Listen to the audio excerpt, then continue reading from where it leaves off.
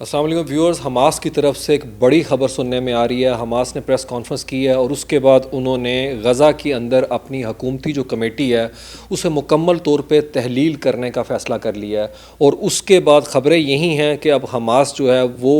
अपनी governing body जो है उसको तहलील करने के बाद हुकूमत सपुर्द करने जा रही है गज़ा पीस बोर्ड के तहत जो टेक्निकल कमेटी बनाई गई थी। डोनाल्ड ट्रंप, आपको याद होगा, उनके 20 नकात जो थे जिसके अंदर मुस्लिम दुनिया की 8 कंट्रीज़ भी शामिल हैं गज़ा पीस बोर्ड के अंदर, फैसला किया गया है हमास की तरफ से कि अब वो जो टेक्निकल कमेटी है, national committee for the administration of Gaza, उसको इख्तियारात मुंतकिल कर देंगे। व्यूअर्स, ये ख़ित्ते के अंदर और हमास की जो सियासत है, जो जियो पोलिटिकल इस वक्त सिनेरियो है वहाँ के ऊपर, उसके अंदर एक मेजर शिफ्ट है, एक स्ट्रेटजिक शिफ्ट है। और ये कोई इंतज़ामी अमूर से मुतल्लिक या इक़्तिदार की मुंतकिली से मुतल्लिक जो है एक डिसीजन नहीं है। हमास ने उस वक्त ये डिसीजन लिया है जब इलेक्शन जो है सर के ऊपर है। नेतन्याहू का इलेक्शन में हारना जो है वो ठहर चुका हुआ है और उसके नैरेटिव को डिबंक करने के लिए हमास ने एक बड़ी कैलकुलेटेड जो है वो स्ट्राइक की है। तो एक तरह से उनका जो पोस्चर है स्ट्रेटजिक डिप्लोमेटिक ऑफेंसिव के हवाले से, उसकी एक रिफ्लेक्शन नज़र आती है। और ये कोई नी जर्क रिएक्शन नहीं। व्यूअर्स, मिस्र के अंदर मीडिएशन जो एफर्ट्स हो रही थी जिसके अंदर हमास समेत फ़लस्तीन के तमाम धड़े शामिल थे, जिसमें इस्लामिक जहाद हो गया, अल फतह हो गया, और दूसरी तरफ ये हमास के ग्रुप्स जो हैं उन्होंने कई अदवार किए और उसके बाद ये डिसीजन सामने आया है। व्यूअर्स, मैं आपको थोड़ा सा बैकड्रॉप इसका बता दूं। 2007 के अंदर हमास जिस तरीके से एलियनेट होने के बाद दोबारा से मेन स्ट्रीम के अंदर आई थी। व्यूअर्स, अल फतह जो कि इस वक्त मगरबी किनारे के अंदर वेस्ट बैंक के अंदर PLO के नाम से एक हुकूमती ढांचा बना के बैठी है, जिसके हवाले से बड़ी बातें होती हैं कि वो एक रवायती किस्म की सियासत करते हैं, जो रवायती अशराफिया होती है दुनिया में किसी भी जगह के ऊपर, तो वो बड़े अलूफ़ हैं सिचुएशन को लेके और उस तरीके से फ़लस्तीनी काज को लेके दुनिया के अंदर नैरेटिव शेप करने के अंदर नाकाम नज़र आते हैं। उनसे बाकायदा तौर के ऊपर लड़ाई करने के बाद हमास ने 2007 के अंदर जो वहाँ के ऊपर गवर्नमेंट जो है संभाली थी, उसके बाद तकरीबन 20 साल के बाद हमास जो है अपनी गवर्नमेंट से दस्तबरदार होने जा रही है। और इसमें कोई शक नहीं है, हम देखते थे कि 7 अक्टूबर के बाद की जो सिचुएशन थी उसके अंदर यही तासुर था कि कोई भी बैनुल अक़वामी इदारा, चाहे यूरोपीय यूनियन हो जाए या यूनाइटेड नेशन हो जाए या कोई भी और जो है ह्यूमैनिटेरियन इदारा, जो है हमास को रिलीफ के हवाले से जो है कोई सपोर्ट नहीं करेगा, फंडिंग नहीं करेगा। तो मेरे ख्याल में हमास ने काफ़ी सोच विचार के बाद ये फ़ैसला किया है। लेकिन दूसरी तरफ व्यूअर्स, पर्टिनेंट यहाँ के ऊपर जो बात बताने वाली ये है कि हमास ने ख़ुद को गैर मुसल्लह करने के हवाले से कोई अभी तक जो है फ़ैसला नहीं किया। वो चाहते यही है कि जब तक फ़लस्तीनी आज़ाद खुद मुख्तार जो हुकूमत नहीं बन जाती, जो टेक्निकल कमेटी के हवाले से उन्होंने बात की है, तब तक वो हथियारों की मुंतकली, हथियारों का ज़हीरा जो है उसको मुंतकली, किसी इंडिपेंडेंट अथॉरिटी को मुंतकली, या ख़ुद को डिसआर्म करने के हवाले से या गज़ा को डीमिलिटराइज़ करने के हवाले से कोई फ़ैसला नहीं लेंगे। अच्छा व्यूअर्स, फिर कौन संभालेगा इस टेक्निकल कमेटी की लीडरशिप, कौन होगी? है तो जो रिगरस प्रोसेस हुआ है उसके बाद हमास और तमाम धड़े एक नाम पे मुत्तफिक हैं और वो नाम है अली शईस का। अच्छा व्यूअर्स, अली शईस के बारे में मैं आपको बताऊं कि वो सिर्फ़ और सिर्फ जो है टेक्नोक्रेट नहीं है, वो माजी के अंदर जो हैं साबिक वज़ीर ख़ारजा हैं फ़लस्तीन के, और उसके अलावा सफ़ारतकार, जो मारूफ सफ़ारतकार हैं फ़लस्तीन के, नबील शईस, उनके साहबजादे हैं। तो एक ऐसी फ़िगर, एक ऐसी पॉलिटिकल एंटिटी जो है उसका इंतखाब किया गया है जो तमाम धड़ों के लिए जो है काबिल कबूल है। और दूसरी तरफ हमास ने एक तीर से दो शिकार जो किए हैं, उसमें इजरायली जो नैरेटिव है, जो शैम नैरेटिव है, उसको मुकम्मल तौर के ऊपर जो है उन्होंने डेंट डाला है बहुत ज़्यादा। और वो नैरेटिव क्या है कि फ़लस्तीनी जो क़यादत है वो तो खुद आपस में इतफाक़ नहीं करते, तो ये कौन से फ़लस्तीनी रियासत की क़याम की बात कर रहे हैं? वेस्ट बैंक के अंदर अल फतह जो है जिस तरीके से PLO के तहत मनूवर कर रही है, और यहाँ पे गज़ा के अंदर हम देखते हैं कि बाकायदा तौर पे दूसरा ग्रुप जो कि नज़रियाती तौर पे आइडियोलॉजिकली जो है वो अफिनिटी नहीं रखता। तो इस जो सोच है, इस शैम नैरेटिव को भी डिबंक कर दिया गया इस एफ़र्ट के तहत, ताकि तमाम फ़लस्तीनी धड़े जो हैं वो मुतहिद हो के ना सिर्फ इसराइल को बल्कि ख़ित्ते के अलावा पूरी मुस्लिम दुनिया और आलमी जो बरादरी है उसको एक मैसेज दे रहे हैं कि हम फ़लस्तीन की बका के लिए जो है एक पेज के ऊपर हैं। अब आपका काम ये है कि यहाँ से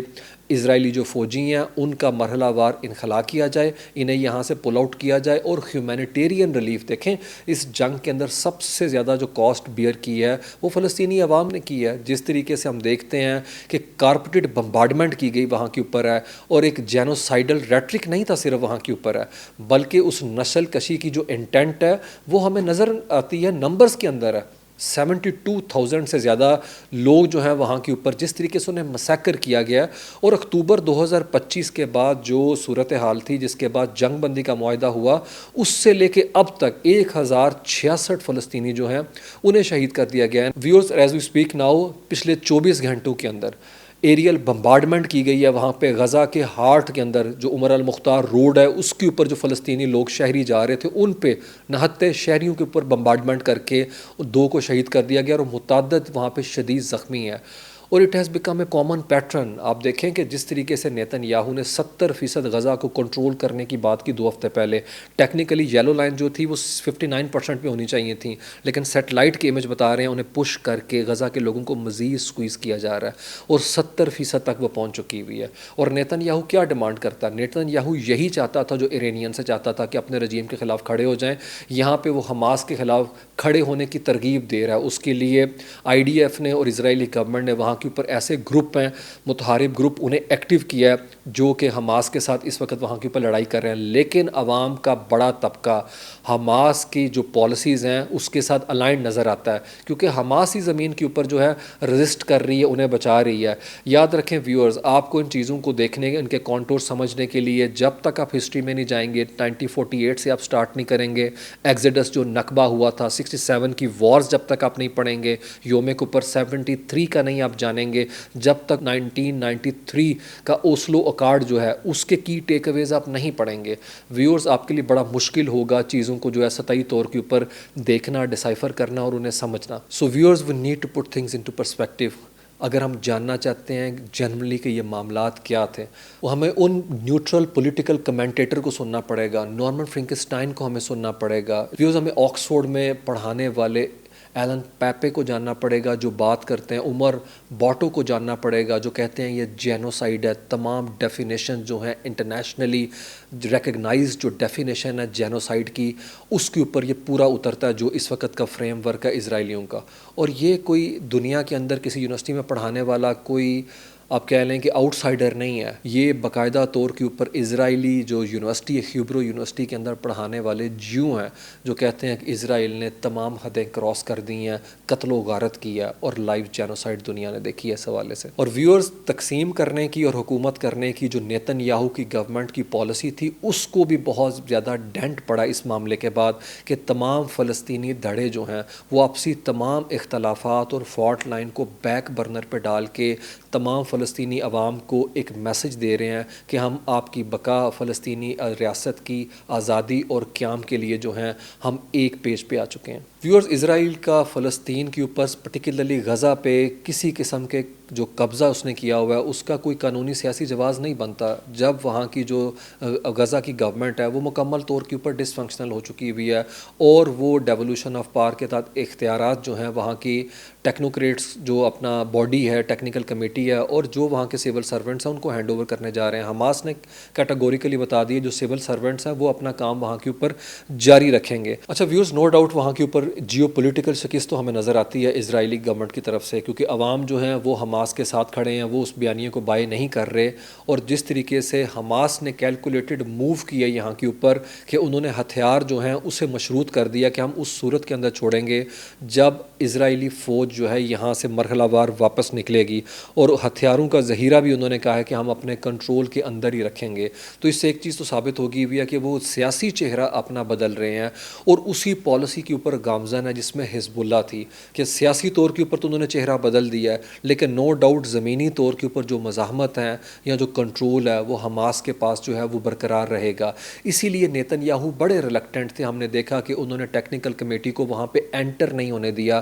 पिछले चंद महीने से उन्हें रजिस्ट किया, और ये उस गज़ा पीस बोर्ड की जो स्पिरिट है उसको डैमेज करने के मुतरादिफ है, उसको डिफाई करने के मुतरादिफ है। और यही चीज़ आप देखते हैं ईरान के हवाले से जो जंग बंदी के बाद अभी जो इंटरम उनका MOU आया है, वो तो उसको भी तस्लीम नहीं करते। और यहाँ के ऊपर भी उनकी मलेशिया से इंटेंट है, डोनाल्ड ट्रंप को यहाँ पे भी डिच करने की कोशिश कर रहे हैं कि हम किसी सूरत के अंदर यहाँ के ऊपर वो मॉडल नहीं बनने देंगे जिसको फ़लस्तीनी लीड करें। व्यूअर्स, ये है वो अपना मैलिफाइड इंटेंशन नेतन्याहू की गवर्नमेंट की जो यहाँ के ऊपर ऑब्वियस नज़र आती है। जबकि इजरायली मीडिया आउटलेट वाईनेट जो है उसने दावा किया है कि अमेरिका के अंदर ट्रंप इंतज़ामिया ये फैसला कर चुकी हुई है कि गज़ा की जंग बंदी का जो दूसरा मरहला है जिसमें इख्तियार मुंतकिल किया जाएगा टेक्निकल कमेटी को, और उसके बाद जो तामीर नो रिकन्स्ट्रक्शन की जाएगी उसे किसी सूरत के अंदर जो है मशरूत नहीं किया जाएगा हमास की डिसआर्मामेंट से। आपको याद होगा व्यूअर्स, पाकिस्तान ने कैटेगोरिकली इस चीज़ को जो है वो रिजेक्ट किया था कि पाकिस्तानी फोर्सेस किसी ऐसी सूरत हाल के अंदर नहीं उतरेंगी गज़ा के अंदर जिसके अंदर उन्हें हमास को डिसआर्म करना हो। और यही पैटर्न हमें नज़र आता है तमाम मुस्लिम दुनिया, इंडोनेशिया की बात कर लें, उन्होंने भी इनकार कर दिया इस चीज़ के हवाले से कि हम भी किसी ऐसी फ़ौजी अस्करी मुहिम का हिस्सा नहीं बनेंगे जिसके अंदर हमास जो है उससे हथियार छीने जाएँ। तो ये वही सूरत हाल है जिसमें आमने सामने मुसलमानों को खड़ा करने की एक मज़मूम कोशिश थी नेतन्याहू की, जिसे मुस्लिम दुनिया ने बड़े प्रूडेंस का मुजाहरा करते हुए न्यूट्रलाइज़ किया। अच्छा भैया, दूसरी तरफ हम देखते हैं कि बड़ी एनजाइटी के अंदर है, एक स्ट्रेटजिक एनजाइटी हमें नज़र आती है इजरायली गवर्नमेंट के एंड के ऊपर। और वो इसराइल की गवर्नमेंट जो अपनी आखिरी सांस ले रही है, बेड रिडन है, क्योंकि 27 अक्टूबर को इसराइल में इलेक्शन होने जा रहा है। और नेतन्याहू जिसकी 40 साल की जो हमने देखा कभी किस्म की रुथलेस जो है पॉलिटिक्स है, जिसने खित्ते को आज जो है एक दोज़ख की कैफियत के अंदर जो है वो धकेल रखा है, और जिन्होंने अमेरिका को जिस तरीके से इस जंग के अंदर भी ह्यूमिलिएट किया, जिस तरीके से हम देखते हैं अमेरिका की जो इस वक्त आवाम है, वहाँ के जो स्ट्रेटजिक सर्कल्स हैं वो बता रहे हैं कि इसराइल ने एक्चुअली जो है अमेरिका के मुफाद को, अमेरिका का जो ओरा था इन्वेंसिबिलिटी का और अमेरिका के जो स्ट्रेटजिक मोटिव्स थे रीजन के अंदर, उसको बाकायदा तौर के ऊपर पॉलिटिकली, इकोनॉमिकली और स्ट्रेटजिकली जो है बहुत बड़ा डेंट डाला है। और वहाँ पर रीजन के अंदर जो अमेरिका के अलाइज हैं, अरब वर्ल्ड है, वो सवाल उठा रहे हैं कि अब एक कंट्री से ताल्लुक़ की इतनी बड़ी कॉस्ट पे कर रहे हैं कि हमने बिलियंस ऑफ डॉलर जो हैं ना सिर्फ अमेरिका के अंदर इन्वेस्ट किए, बल्कि हम स्ट्रेटजिकली अलाई कर गए और रीजन के अंदर ग्राउंड रियलिटी से भी हमने मुताबिकत इख्तियार करना शुरू कर दी और आपके इंटरेस्ट की यहाँ पे प्रोटेक्शन कर रहे हैं। उसके बावजूद हमें यहाँ के ऊपर जिस तरीके से डैमेज हुआ, जिस तरीके से वहाँ पे मामलात हमने देखे, इमारतें वहाँ पे डिसमेंटल होते देखी, जिस तरीके से सिचुएशन जो है डिटीरियोरेट होगी और डेसिमेट होगी, अगर हम देखें वहाँ के ऊपर जिस तरीके से हिट किया गया, बार बार हिट किया गया, तो एक इरिटेंट ऑड वन आउट जो इस वक्त इंटरनेशनल पर आया और रीजन के अंदर भी एक अछूत की कैफियत है, उसके हवाले से अमेरिकन एडमिनिस्ट्रेशन जो है उसके ऊपर, स्पेशली ट्रंप के ऊपर जो है वो बहुत ज़्यादा प्रेशर बढ़ रहा है। और दूसरी तरफ तेल अवीव के अंदर सूरत हाल क्या है। अच्छा व्यूअर्स, आपको यहाँ पे टाइमिंग भी देखनी पड़ेगी कि इजरायली अखबारात जो हैं वो क्या कह रहे हैं। वो दोबारा से एक नैरेटिव, एक बयानिया जो है उसको तश्कील दे रहे हैं कि दोबारा से हमास उभर रही है, री आर्म कर रही है। व्यूअर्स, हमास किस तरीके से दोबारा से क्या कहते हैं मुसल्ला हो सकती है, जबकि इसराइल का दावा है कि हमने पूरा कॉर्डन ऑफ किया हुआ है, फिलाडेल्फिया कॉरिडोर आपके हाथ के अंदर है, आपने मिस्र का बॉर्डर सील करके रखा हुआ है, सारी जो कम्युनिटी है 2 मिलियन के करीब लोग जो हैं, आपने इस वक्त कूड़े के ढेर के ऊपर वहाँ पे लोग रहने पे मजबूर हैं, उनको एक कॉर्नर करके रखा हुआ है, बार बार उन्हें जो है यहाँ से वहाँ जो है अब फोर्स करते हैं और उसके अलावा मुकम्मल बम्बार्डमेंट हो रही है और ये नैरेटिव शेप किया जा रहा है कि हमास खुद को मुसल्ला कर रही है, जबकि इसी IDF का, इसी जो गवर्नमेंट है इस वक्त नेतन्याहू की, उसकी जो बेन गवीर उसकी मिनिस्ट्री का कहना था 2024 जुलाई के अंदर कि हमने बाकायदा तौर पे रफ़ा में हमास की आखिरी जो बटालियन है 24वीं बटालियन, उसको मुकम्मल तौर पे डेसिमेट करके डिसमेंटल कर दिया है। तो वो तो कोई स्ट्रक्चर नहीं रखती, वो तो कोई मुनज़्ज़म नहीं। तो हमें न समझ आती है there is a method behind that madness कि इसी टाइम के ऊपर इस चीज़ का रीसर्फस करना, वहाँ के ऊपर एक खौफ की फ़ज़ा को कायम रखना है ताकि अवाम ये समझें कि उनका वाहिद मुहाफ़िज़ जो है वो सिर्फ नेतन्याहू ही है और हमास जो है हर सूरत के अंदर अभी भी हमारे बका के लिए एक मुसलसल ख़तरा है। तो व्यूअर्स, अवाम से वोट लेने की एक भोंडी कोशिश है और मेरा नहीं ख्याल कि इजरायली जो हैं वो इतने नाइव हैं कि वो ये भूल जाएंगे कि इस बंदे की वजह से सिक्योरिटी का जो लैप्स हुआ, जो कि हिस्टोरिक अपना ब्लंडर था, इजरायली जो समझते हैं इनकी गवर्नमेंट के एंड के ऊपर कि 7 अक्टूबर को जो कुछ उनके साथ हुआ वो उसका जिम्मेदार जो है नेतन्याहू को गर्दानते हैं, ठहराते हैं और वो उसे आंसरेबल करना चाहते हैं। वो बात करते हैं अकाउंटेबिलिटी की, कल्पाबिलिटी की, कि इनका पूरे का पूरा जो ढांचा है, सिक्योरिटी का पैराफर्नेलिया है, इंटेलिजेंस के इदारे हैं, वो उस वक्त कहाँ पे थे जब ये अटैक लॉन्च हुआ। नेतन्याहू अवर्ट करना चाहते हैं इस क्वेश्चन को और वो यही मैसेज दे रहे हैं अवाम को कि जंग के दौरान तो घोड़े नहीं बदले जाते, तो आप मुझे दोबारा से इलेक्ट कर लें। अब ये तो 27 अक्टूबर को ही पता चलेगा कि क्या इजरायली इतने ही नाइव हैं कि वो सिचुएशन को रीड करने के, डिसाइफर करने के, कंप्रीहेंड करने के काबिल नहीं हैं और वो नेतन्याहू के ट्रैप में उस तरह से आ जाएंगे जिस तरीके से अमेरिकन आते हैं और जिस तरीके से अभी इस वॉर के अंदर डोनाल्ड ट्रंप आए थे। अच्छा व्यूअर्स, नेतन्याहू जो हैं शायद उन्हें इस चीज़ की भनक पहले से पड़ गई हुई थी कि वो तिलमिलाते हुए हफ्तावार की जो उन्होंने कैबिनेट की मीटिंग की है संडे को, उसके अंदर उन्होंने कहा है कि हम किसी सूरत के अंदर जब तक हमास खुद को डिसआर्म नहीं करती, गैर मुसल्लह नहीं करती, हम उस वक्त तक रिकन्स्ट्रक्शन के अमल को यहाँ के ऊपर शुरू नहीं होने देंगे, कि जब तक गज़ा में आखिरी बंदूक और रॉकेट जो है मौजूद रहेगा तब तक रिकन्स्ट्रक्शन के हवाले से कोई ईंट यहाँ के ऊपर हम रखने नहीं देंगे। व्यूअर्स, ये मुकम्मल डिफाइंस टोन है और ये फ़लस्तीनियों से मुतल्लिक नहीं, ये अमेरिकन से मुतल्लिक है कि जिस तरीके से वो लेबनान के अंदर ह्यूमिलिएट कर रहे हैं, डील करने के बावजूद अटैक करके, ईरान के हवाले से जो उनकी मनूवरिंग है, जो ख़बरें आ रही हैं कि वो वहाँ पर हिट करना चाह रहे थे अब्बास इराक़ची को और बाकर कालीबाफ को जब वो पाकिस्तान का दौरा करने जा रहे थे। और इसी तरीके से ये तीसरी जगह के ऊपर मेरे ख्याल में अमेरिकन को समझ जाना चाहिए कि किसी सूरत के अंदर वो खातर में नहीं लेके आना चाहते जो इजरायली वहाँ की लीडरशिप है।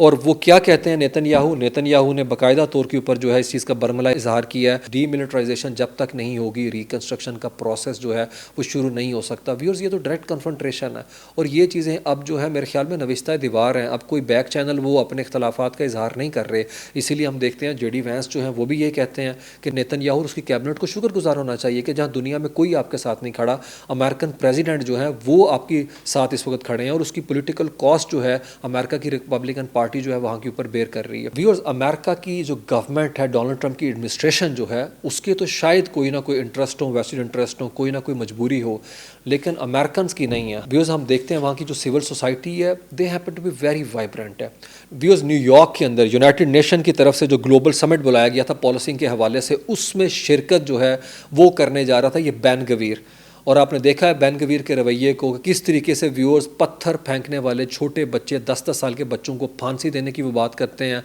और जिस तरीके से फ्लोटेला के लोगों के साथ, जिसमें न्यूयॉर्क के 10 लोग भी शामिल थे,